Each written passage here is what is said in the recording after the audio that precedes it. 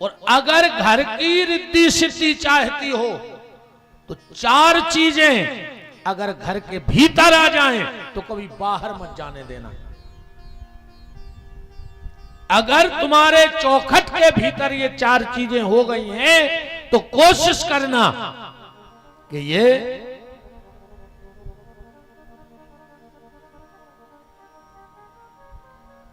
अच्छा भगा दें।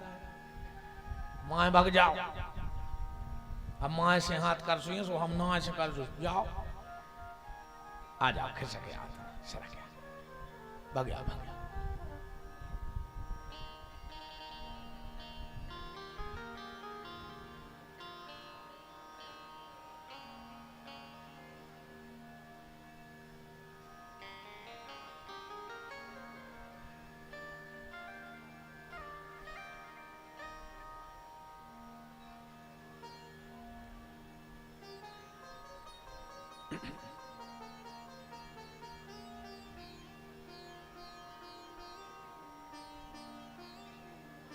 राम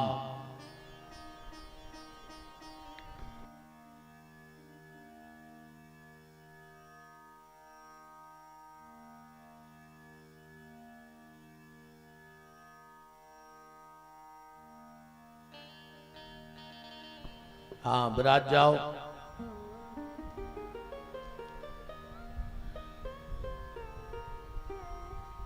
चार चीजें घर से बाहर मत होने देना। सबसे पहला, अगर तुम्हारे घर में गणेश जी की मूर्ति है और एक बार घर के भीतर आ जाए तो कोशिश करना कि वो कभी घर के बाहर न जाए। कभी किसी को दान में 2 चीजें मत देना। कबों को गणेश जी दान में न दियो। यहां तक विधान है कि बिटिया के ब्याह में भी गणेश जी ने दाव चज्जे। गणेश जी दान न करो चज्जे। आजकल शादी ब्याह में सबसे ज्यादा गणेश जी पे बट रहा है।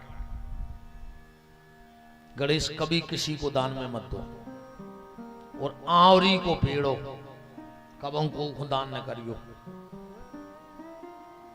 अगर तुम्हारे घर में आंवला लगा है तो तुमको न मंदिर में लगाया हो हाथ से, पर कभी किसी को दान मत देना। अन्य मानो तो 4 नमे कोनो भी 4 नमे रेगुलर आवरी दान करके देख ले। 4 नमे कोई को भी आवली दान करके देख लो, तुम्हें पता पड़ जाए कि महाराज का कह रहे थे। ठीक।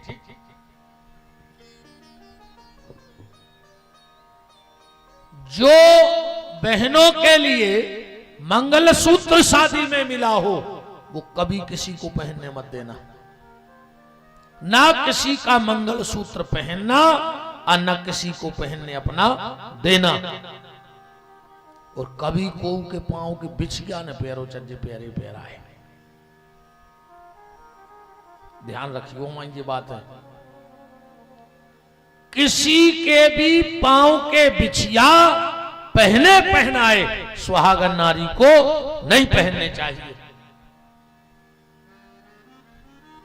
बहुत चीजें हैं सोच में कि छोटी छोटी गलतियां अपन कर रहे और उनको प्रायश्चित अपन भोग रहे हैं। परंपराएं तो लगभग सब सीता ही राम हो गई। फिर भी कोशिश है जितना बच जाए उतना अच्छा है। जितना है उतना ही अच्छा है। तो खूब नाम जप करो। बात तो भगवान के भजन की है कि जितना अधिक से अधिक हो सके उतना ठाकुर जी का नाम जप डालो। कल आप चर्चा में सुन रहे थे, सत्संग पे चर्चा चल रही थी कि सत्संग बिना कल्याण नहीं, सत्संगति चाहत है मुनि ज्ञानी। और शेर के संग में स्यारे आनंदित, पंडित के संग मूरख ध्यानी। ओ कंद के संग में बास निकात है, दूध के संग बिकात है पानी। ओ गेहूं कहे सुन रे बथुआ, सत्संग प्रधान तो पावत पानी। सत्संग का यह प्रभाव है, आपने संत श्री माधव दास जी का नाम सुना होगा, सुना है? जो जगन्नाथ जी के साथ, जो अंदर जगन्नाथ स्वामी विराजे हैं ना, जगन्नाथ जी ने माधव दास जी से मित्रता कर ली थी, उनके संग खेलते पुरी में। और जो 14 दिन का बुखार भगवान को आता है, चढ़ा था 14 दिन को बुखार का, नहीं चढ़ा था भगवान को। ये 14 दिन का बुखार भगवान ने माधव दास जी का लिया था। संत श्री माधव दास जी का बुखार 14 दिन के लिए ले लिया था। बात सिर्फ सत्संग की है। एक बार नारद जी एक घर में पहुंच गए। एक माता जी ने खूब स्वागत किया नारद जी का, खूब स्वागत किया। उसका एक ही बेटा था, 12 साल विवाह को हो गए थे, शादी हो गई पर बाल गोपाल नहीं थे। तो नारद जी ने से हाथ दिखवा लिया उस सास ने अपनी बहू का, महाराज 12 साल हो गए हैं, अभी तक हमारे घर में कोई खिलौना नहीं है। नारद जी ने हाथ देख के कहा, 7 जन्मा बधी पुत्रो नई बचो। मां, तेरी इस बहू के 7 जन्म तक संतान का सुख नहीं लिखा है, और न तेरे भाग्य में दादी बनने का सुख है। नारद जी तो कह के चले गए प्यारे। सास ने कही, जब 7 जन्म नहीं होने तो काय को भगवान की पूजा कर रहा है, काय को मंदिर जा रहा है, काय को अगरबत्ती सुने उठाई सिंहासन, गांव की नदिया में फेंके आई तो ले फेरा। अब घर के दरवाजे कोई आ जाता तो गाली दे के भगा देती, राक्षसी स्वभाव हो गया। कुछ दिन निकल गए, माघ की पूर्णिमा थी और सुबह सुबह माधव दास जी गांव में से निकल पड़े। सुबह का वक्त था,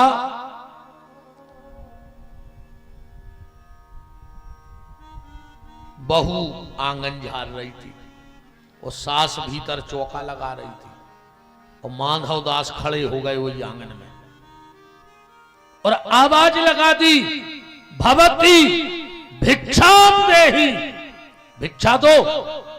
बहू के कानों में आवाज पड़ी, दौड़ करके आई, हाथ जोड़ के बोली, ये महात्मा हमारे घर से चले जाओ, माघ की है पूर्णिमा और हमारी सास है बहुत दुष्ट।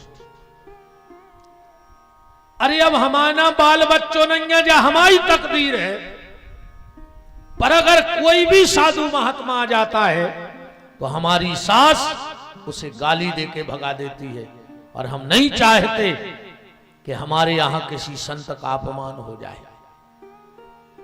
हम नहीं चाहते कि किसी संत का अपमान हमारे घर में हो जाए। माधव दास बोले कि बेटा, अपन भी बाबा तना टेढ़े ही है, अब दक्षिणा तो तुम्हारी सास ही से ले हैं हम। दौड़ के गई बहू, भीतर से कछु पैसा ले आई, बाबा जी जी ले भग जा। माधव दास जी बोले, हम बे बाबा नहीं, जो कह दई माने कह दई, अब चाहे कछु मिले पर दे है तुम्हारी सास। और दूसरी आवाज लगाई, भवती भिक्षाम देहि, भिक्षा दो। सास के कानों में आवाज पड़ी कि हमारे दरवाजे। एक हाथ में लाए तबलिया और एक हाथ में लाए पोता। वो कपड़ा को का कही जात है, पोता ही क्या, ये सब पोता थे। गुस्सा में बाहर आई, माधव दास को देखा और वो पोता महात्मा के मुंह पे दे दो फेंक के। महात्मा की आंखें लाल माधव दास की। बोले मां, तूने मुझे पोता दिया है, मैं तुझे श्राप देता हूं, भगवान तुझे ही पोता देगा, ये मेरा श्राप है तेरे लिए। तूने मुझे पोता दिया, मैं श्राप देता हूं कि भगवान तुझको भी पोता देगा। जहां 7 जन्म तक संतान न होने थी, उते 9 महीना बाद बाल बच्चा होगा। बात तो सत्संग की बता रहे। माधव को जब पोता मारो, सो माधव ने वो पोता, वो कपड़ा अपनी झोली में डाल ला। एक दिन वो पोता में लगाओ, हमने कही का हाल चाल है, कहने लगो जलवा है अब अपने। देखो सत्संग का होते क्या कह रहा है, पोता की आप बीती सुनना। धन्य है सतपुरुषों का संग, कि धन्य है सतपुरुषों का संग, बदल देते जीवन का रंग। और वो पोता कह रहा है कि मैं पोता रोता था पहले, पड़ा कीच के बीच, अंग अंग सड़ते गलते थे, धर्म कर्म सब नीच। वो पोता कह रहा हो, जब हम संसार में हते, सो आदमी हमें फेर के नरदा पे फेंक दे तो सड़त रहते माछी बहन का 3 दिन भर। बोले फिर क्या हुआ, कि मैं पोता रोता था पहले, पड़ा कीच के बीच, अंग अंग सड़ते गलते थे, धर्म कर्म सब नीच। बना में पूर्ण पाप का अंग, धन्य है सतपुरुषों का संग। बोले फिर का भाव, बोले महात्मा हमें ले गए। सो गली में मिली एक नदिया, सो महात्मा ने हमें नकार के अच्छो धो, कि निर्मल जल से तन मेरा धोया, करके 100 मन प्रीत। और निकल पड़ी मेरी उज्जवल काया, जैसे थान कटा नवनीत। हम ऐसे हो गए जैसे नई थान से कटे हुए, उन्हें तो नो धो रगड़ रगड़ के।